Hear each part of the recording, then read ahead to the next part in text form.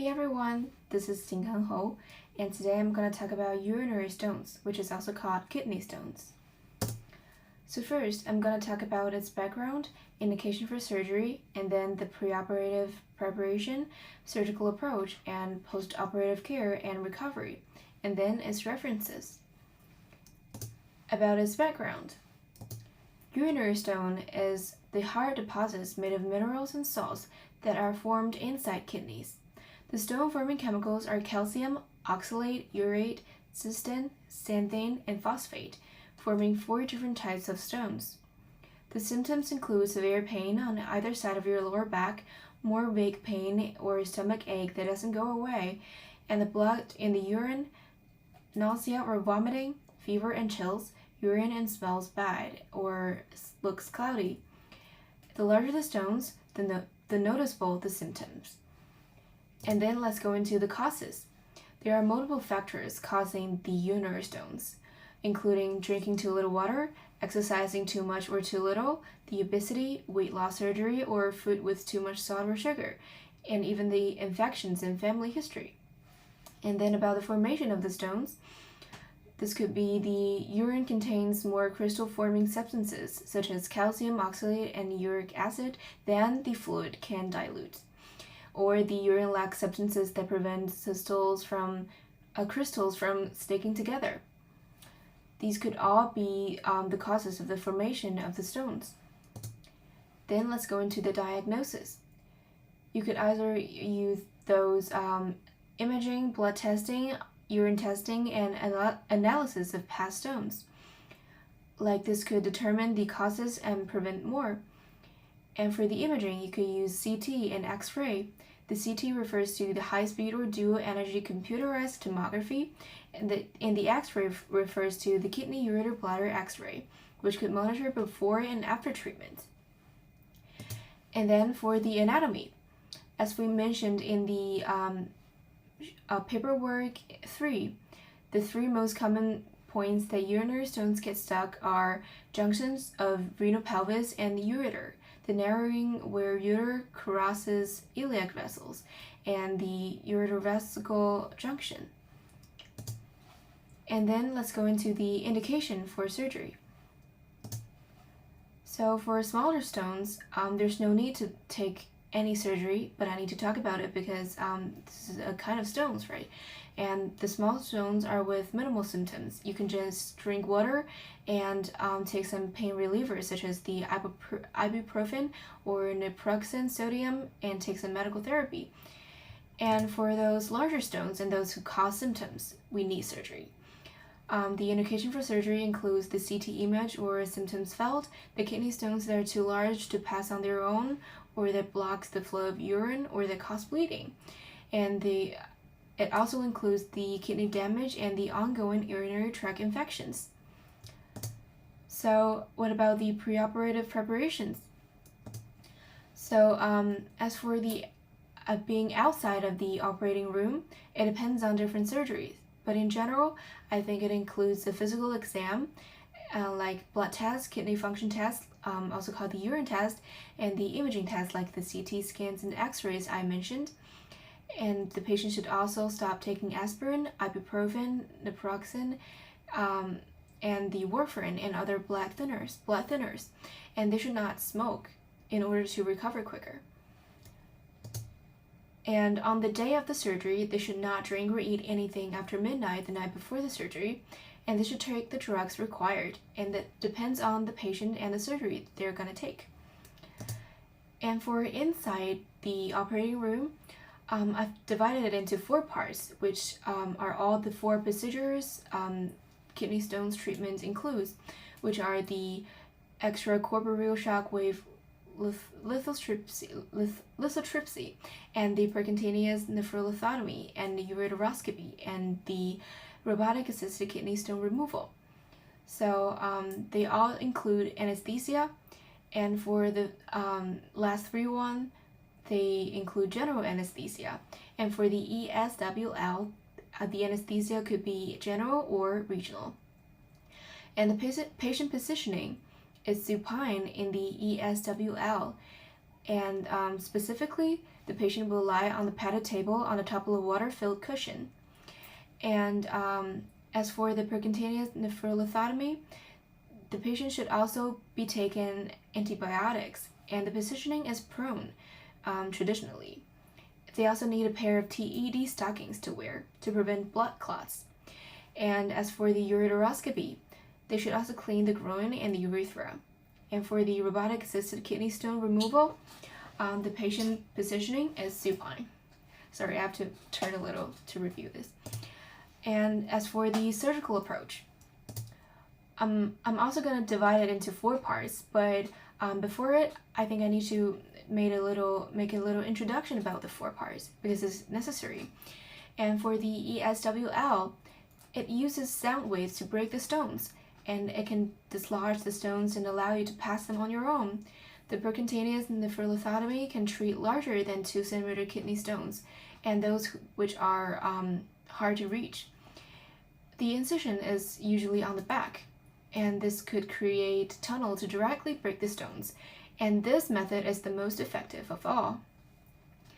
And the ureteroscopy is about to insert a narrow flexible ureteroscope all the way through the urethra opening to the bladder and to the stone in the ureter or the kidney.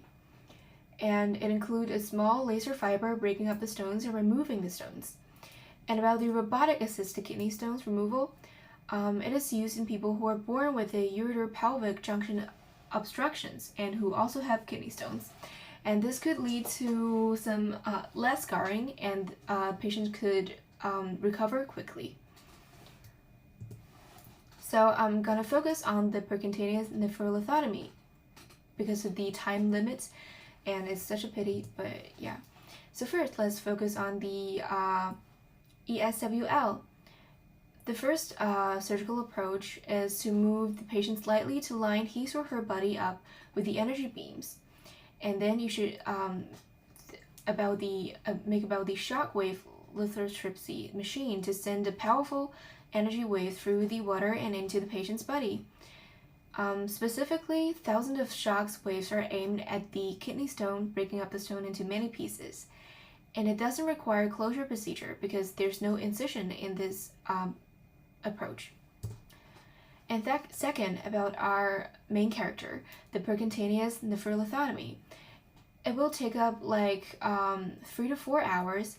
And first, let's talk about its incision. You should make a small 1 centimeter incision in the patient's flank area. Specifically, you should follow the 11th intercostal space and split the external oblique abdominal muscle and transect the internal oblique abdominal muscle perpendicular to the muscle fibers with electrosurgical cautery. And you should avoid injury to the subcostal nerve when doing this. And then it's about the transection of the intercostal muscles. Then you should insert a retractor between the ribs and open the renal fascia and dissect the peritoneum of the perirenal fat to expose the kidney from all sides. And then it's about placing a tube through the incision into the kidney. We could do it under X-ray guidance. And then we should pass a small telescope through the tube to visualize the stone and locate the stone. And if it's needed, you could break the stone up by using the laser or the lithostriptor. And you could remove the stones from the body and install a drainage tube or a uteral stent to help drain the urine and promote the healing. And last is about the suturing the incisions. And then let's talk about the ureteroscopy. It usually takes up 1 to 3 hours, and the steps include the ureteroscope insertion through the urethra and into the bladder, and then the bladder examination. A sterile solution is released through the ureteroscope to fill the bladder and makes its wall more visible. And then is the ureter guidance, stone treatments. Small instruments could break up the kidney stones with a laser or snare them with a basket device and remove them as a whole. And then you could make the stent placement. It's about to leave the ureteral stent temporarily in the ureter to help with swelling and allow the kidney to drain urine. It will be stayed in your body for like 4 to 7 days and then be removed in an appointment. And there are other examinations as well. And then let's go into the robotic assisted kidney stone removal. It is a minimal invasive surgery, which usually takes us 2 to 4 hours. It's first about making an incision. You should make 4 to 5 small incisions instead of one large incision. And then insert a small laparoscope, which provides a high-definition 3D magnified view into one incision, and to transit images to a monitor and to locate the stones. You should also insert small instruments into other incisions and use the monitor to guide their movements. And then you could break the stone down and remove the pieces. And I'm going to talk about its benefits about the robotic assisted kidney stone removal, right? Why robotic? So the robotic system can improve the surgeon's range of motion, agility, and visualization, allowing them to make more precise incisions that may lead to less scarring. And then it's about post-operative care and recovery. I also divided it into 4 parts, and there are also some common parts.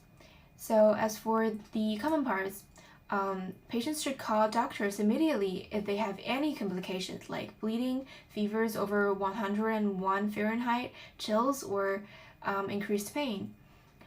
They should not lift any heavy objects, and they should not drive a car and limit long car rides for 2 weeks, and they should not do strenuous exercise. And specifically for ESWL, patients should stop putting anesthesia, and this is common that the blood will be seen in the urine intermittently for up to 4 weeks after the surgery, so don't panic. And the patient should also drain their urine for 5 to 7 days following, and they should shower immediately after the surgery. The pain medication and management techniques are also important. And for the percutaneous nephrolithotomy, the postoperative care will be in 2 to 4 weeks, and they should cover the stitches with bandage and stop putting anesthesia and shower immediately, but not the incisions after the surgery. There should be pain medication and management techniques as well, and the patient is expected to stay in the hospital for 1 to 4 days, and it depends on different patients and their different situations. And then they could remove the catheter and then go home.